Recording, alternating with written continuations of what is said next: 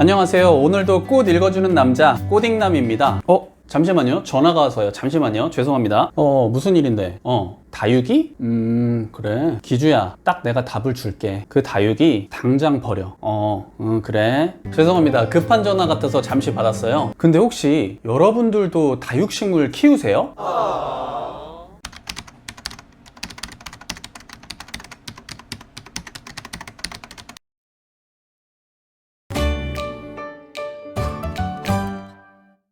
네, 오늘은 예고해드린 대로 다육식물을 버려야 하는 이유에 대해 말씀을 드리려고 합니다. 이 컨텐츠는 저희 꽃 읽어주는 남자 채널에서 정기 컨텐츠로 기획한 내용이니까요. 앞으로도 많은 관심 부탁드리겠고요. 다뤄줬으면 하는 식물들도 여러분들이 댓글로 남겨주시면 저희가 최대한 반영해 보겠습니다. 여기서 미리 다음 영상 예고를 아예 드려야겠네요. 다음 영상은 다육식물을 키워야 하는 이유 5가지입니다. 꽃과 식물에 관심이 있으시다면 구독과 좋아요, 알림 설정까지 미리미리 해놓으시길 추천드립니다. 자, 그럼 바로 시작해볼까요?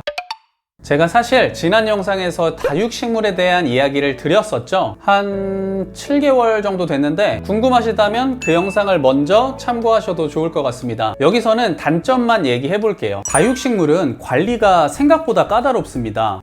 물 자주 안 줘도 되고 신경 안 써도 잘 자라는 거 아니에요? 대부분의 초보자분들이 이런 생각을 갖고 계시지만 꼭 그렇지만은 않습니다. 특히 요즘 같은 여름에는 다육이들도 많이 힘들어하죠. 일단 다육식물이 어떤 거죠? 건조한 환경에 살면서 줄기나 잎이나 뿌리에 물을 저장하는 그런 식물을 말합니다. 벌써 이 말에 다육식물의 3가지 단점이 모두 들어있어요. 건조한 환경에 익숙하니까 당연히 다습에 취약합니다. 다습한 환경에 오랜 시간 노출되면 물러지면서 썩을 수도 있습니다. 여기에 어때요? 온도까지 높아지면 더 치명적이겠죠? 비록 더운 지역에 살았다 해도 다육식물은 높은 온도에도 약합니다. 한마디로 고온 다습에 취약한 거죠. 마지막으로 물에도 약해요. 물을 싫어하는 다육이들이 생각보다 많습니다. 물을 자주 주게 되면 물러지고 썩을 수 있는 것이죠. 또한 다육식물들은 물을 저장하고 있잖아요. 그렇기 때문에 겨울에 영하로 기온이 떨어지면 물과 함께 얼어버릴 수도 있습니다. 고온 다습한 이런 환경에서는 병충해로 피해를 입는 경우도 많으니까요. 너무 춥지도 덥지도 않으면서 건조한 그런 환경에서 다육이를 키우시는 게 가장 좋습니다. 지금까지는 식물 관리에 대한 이야기를 했다면 이번에는 돈에 대한 얘기를 해보려고 합니다. 모든 재테크가 그렇지만 특히 다육식물 재테크, 식테크가 쉽지만은 않습니다. 유행이 좀 지났다고는 해도 지금도 다육식물로 돈 버는 분들이 계신데요. 저도 지난 영상에서 100만원 벌었던 얘기 해드렸죠. 비록 다육식물은 아니었지만 아무튼 이게 생각보다 쉬운 게 아닙니다. 식물도 잘 골라야 하지만 다육이를 키울 수 있는 환경이 잘 갖춰져야겠죠. 물론 다육식물로 수입을 올리신 분들 얘기도 많이 보셨겠지만 혹시 주변에 다육이로 돈 벌었다는 사람 있으신가요? 저는 주변에 없는 것 같습니다. 돈이 된다 안 된다, 키우기 쉽다 어렵다 말들이 많지만 한 번이라도 직접 해보시면 나에게 맞는지 아닌지 알 수 있으실 거예요. 회사를 다니시거나 다른 직업이 있으신데 투잡으로 해보시는 건 말리지 않겠지만 너무 가벼운 생각으로 별 준비 없이 하시는 거라면 개인적으로는 말리고 싶습니다. 앞에서 말씀드렸듯이 관리가 생각보다 어려울 수 있고 수입을 올리기까지의 과정이 그렇게 편하지만은 않습니다. 오히려 돈 좀 벌어보겠다고 투자했던 모든 것들이 무의미해질 수도 있는 것이죠.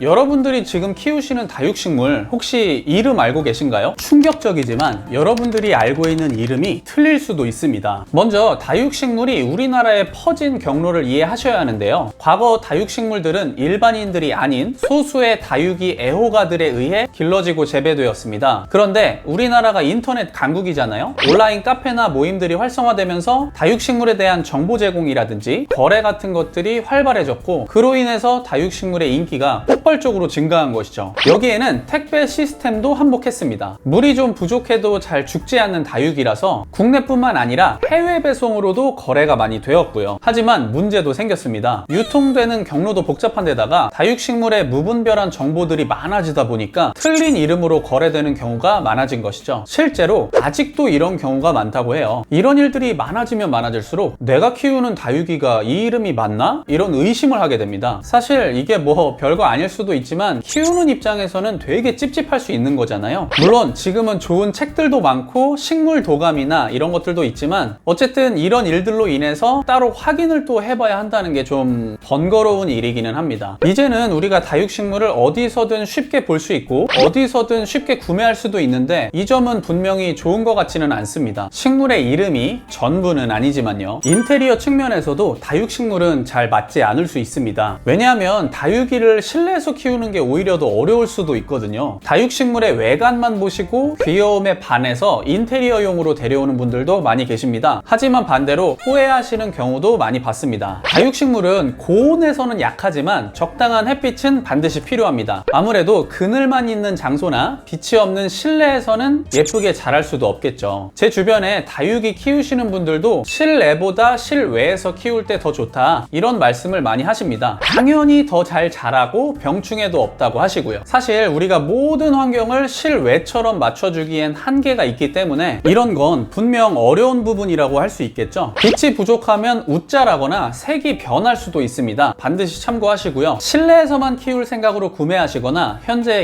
인테리어용으로만 키우고 계신다면 조만간 아마 버릴 수밖에 없을 거예요. 네, 오늘은 다육이를 키우지 말아야 하는 이유에 대해 알아봤습니다. 여러분들 생각은 어떠신가요? 지금 열심히 다육이를 키우시는 분들도 계실 테고 앞으로 구매 생각이 있으신 분들도 계실 것 같은데요. 특히 초보자분들의 경우에는 키우기 어려울 수 있으니까 잘 알아보시고 세심하게 관리해 주시길 바라겠습니다. 이게 또 다육이 종류마다 관리 방법이 다양하니까요. 그런 부분도 잘 생각해 보셨으면 좋겠습니다. 궁금한 게 있으시면 언제든 댓글 남겨주세요. 그럼 더운 여름철 식물 관리, 여러분들 건강 관리 잘 하시길 바라겠고요. 저희 꽃 읽어주는 남자 채널에서는 앞으로도 재밌고 유익한 정보로 다시 찾아오겠습니다. 조금이라도 도움이 되셨다면 구독과 좋아요, 알람 설정까지 한 번씩만 부탁드릴게요. 이 시리즈는 앞으로도 계속됩니다. 다육이 분갈이 해주실 때는 잔뿌리를 제거해 주시고 분갈이를 해주시는 게 좋고요. 특히 이런 화분 말고 그냥 일반 포트에 담겨 있는 그런 다육이 사신 분들은 반드시 분갈이를 해주시는 게 좋습니다. 그냥 포트에 담은 채로 통풍 잘 되는 곳에 갖다 놔도 과습으로 죽이는 경우가 많이 있습니다. 이렇게 바깥바람도 쐬어주고 환기해 주시는 건 기본인 거 아시죠? 근데 진짜 귀엽긴 귀엽다.